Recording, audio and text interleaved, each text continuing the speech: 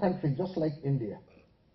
And 90% of the people in Thailand are making $2 a day or less. And again, you can do the mental math. If I'm making $2 a day and somebody sells me a $20,000 product, I have to work for 10,000 days just to pay for that product. If there are 200 working days in a year, I have to work for 50 years. That does not mean amputees in Thailand do not need an artificial leg. In fact, non-consumers have exactly the same problem as consumers. If you can do breakthrough innovation, you can unlock that value. So Dr. J decided he will create a $30 artificial leg. Again, reverse innovation is not about lowering cost. No, no, no. Reverse innovation is about offering lot more quality at a lot lower price point. It's about pushing the price performance envelope.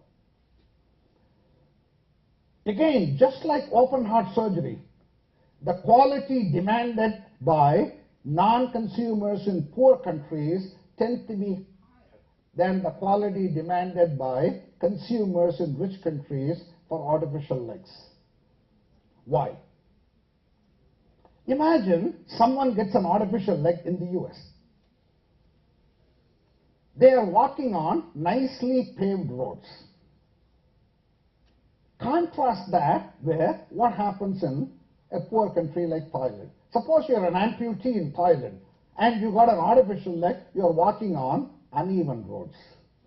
That means I am putting a lot of stress on my artificial leg. Unlike Americans, people in Thailand have some very peculiar habits. They sit cross-legged. They squat on the floor. Imagine you're an amputee in Thailand and you received an artificial leg, you are sitting cross-legged. You squat on the floor. Think about how much stress you're putting on that artificial leg. 90% of the people in Thailand, they work in agriculture. Suppose you're an amputee and you received an artificial leg and you're working in agricultural fields. It's not just uneven, it is muddy. Imagine the amount of stress your artificial leg has to withstand. People in Thailand don't just bicycle to work. They bicycle for work. Suppose you have to use your leg for 18 hours a day to make a living. Suppose you're an amputee, you received an artificial leg, and you have to bicycle for 18 hours to make a living. Think about how much stress it's got to withstand. Or you climb a coconut tree and pluck the coconut. So the innovation challenge for Dr. J was he has to create an artificial leg which is superior quality to the $20,000 artificial leg at a $30 price point. This is the reverse innovation challenge. It's always about how do we do more with less? How do we do lot more with lot less?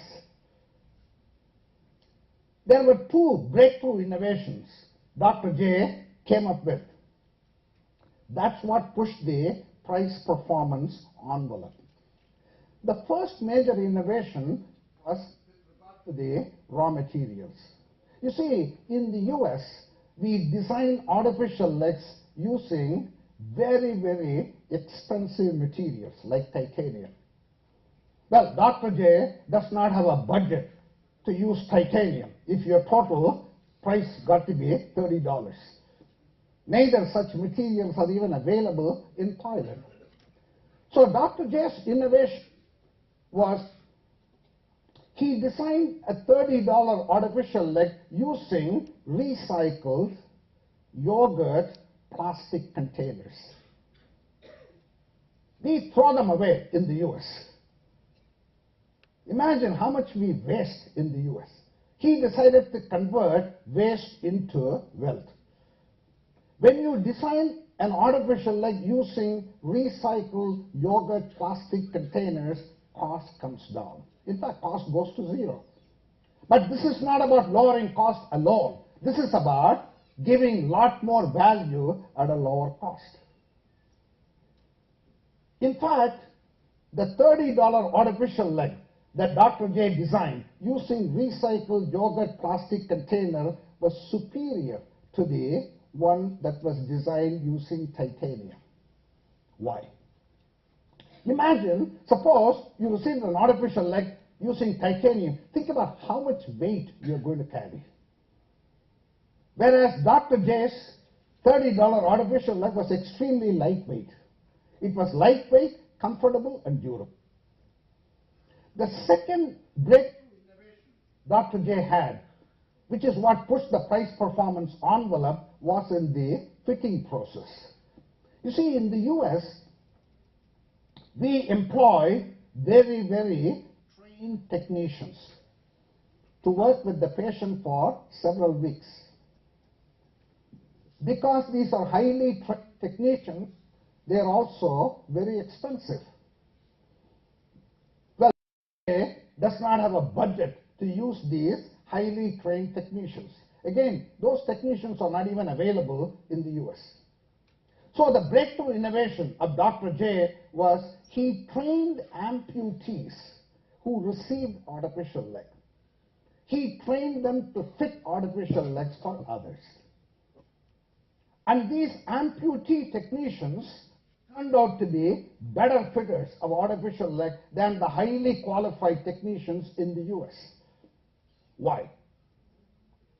For one thing, they were not approaching this as a job because they got their life back. Because they got their life back, they were approaching this as God's work. Anytime you do anything as God's work, you're going to do an outstanding job. Not only that, based on personal experience, they know where it hurts. How to fit the artificial leg so that it doesn't hurt. What kinds of exercises you should do to accelerate progress, because they went through the process themselves.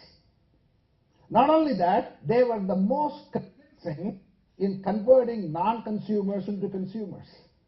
Because if someone asks them, why should I buy your $30 product? They can point to their own leg and say it works. Can you really design a $30 artificial leg which is superior in quality to the $20,000 artificial leg? Let's watch a short video.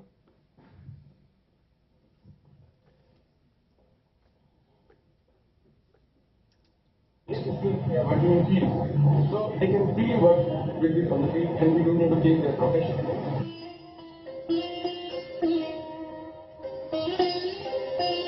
See, he jumps. You can see what stress it must have.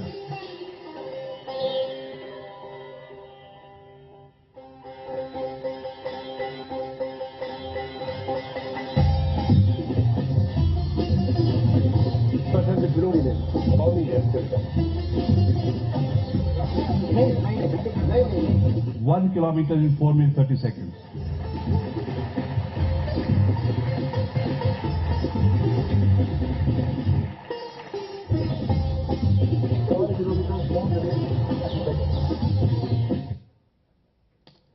Couple of years ago, Dr. J decided he will fit an artificial leg for an animal. And the national animal in Thailand is elephants. And those elephants typically go next door for work. The next door is Burma. And Burma is full of landmines. So sometimes these elephants step on a landmine and get hurt. And what you're seeing here is baby Mosha. Baby Mosha is an 8-month-old elephant, and here she is with her mom. So baby Mosha went into Burma with her mom, and must be probably a mischievous baby. So she stepped on a landmine and she lost one of her legs. When an elephant loses its leg, it dies very fast. Why? Because even a baby elephant weighs 2,500 pounds. If you weigh 2,500 pounds, you can't balance yourself on 3 legs. And if such a big object is immobile, it dies very fast. And as you well know, elephants typically have a longer lifespan than human beings. Elephants typically live for 100 years. Humans typically live for 75 years. So 100 years of life for baby Moshe would have been denied. So Dr. J decided he will design a $30 artificial leg for baby Moshe. I want you to imagine the innovation challenge in this project. This elephant is going to put 2,500 pounds of weight on that artificial leg. Think about how much stress that artificial leg has to withstand. Elephants don't wear shoes. It's going to punish that artificial leg. Can you really design an artificial leg for an elephant for $30? Let's watch how happy baby Moshe is.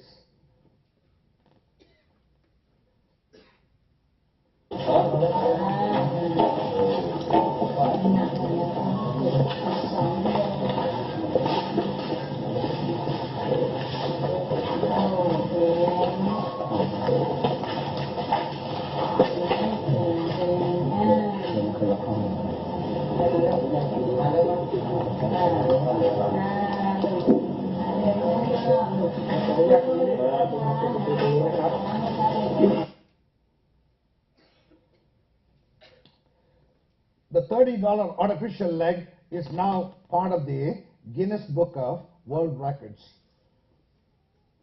I got a very simple question.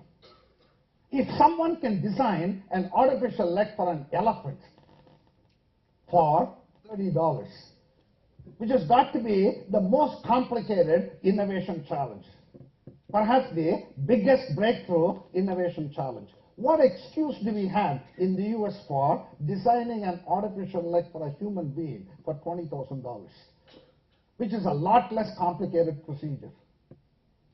I contend reverse innovation has the potential to fundamentally transform healthcare space, not just in poor countries, but all over the world. Think of it this way. If you design a product for the rich man, poor man can't afford it.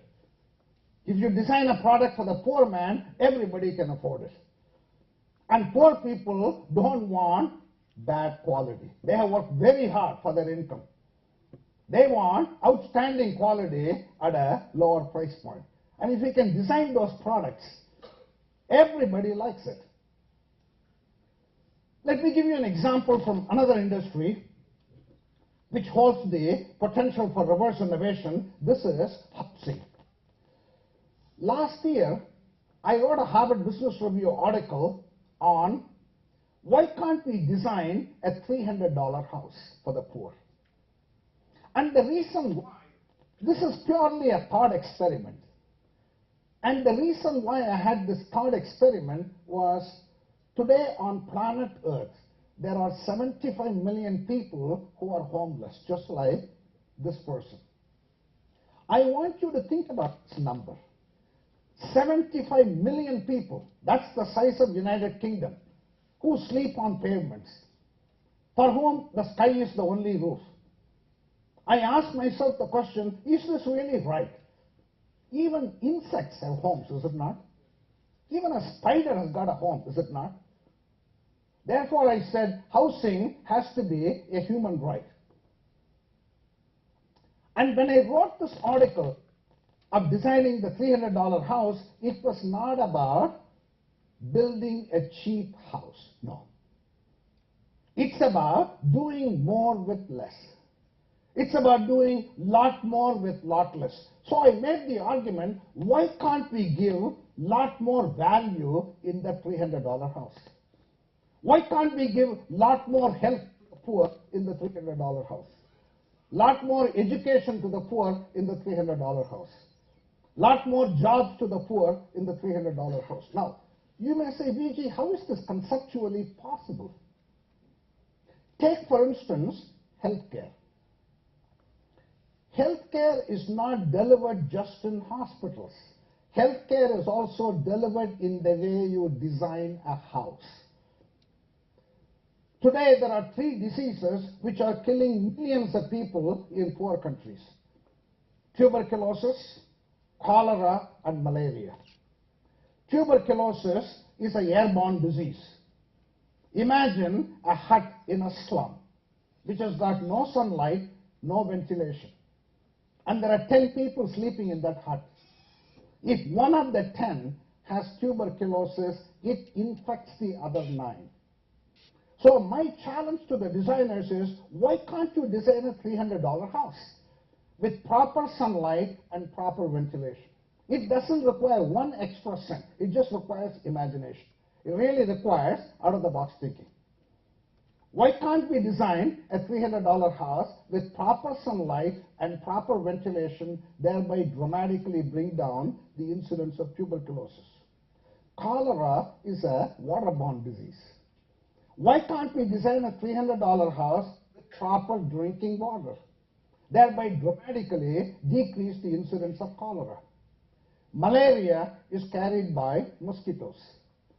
Why can't we design a $300 house and cover all the exposed parts with mosquito nets, thereby dramatically bring down the incidence of malaria? Why can't we do more with less?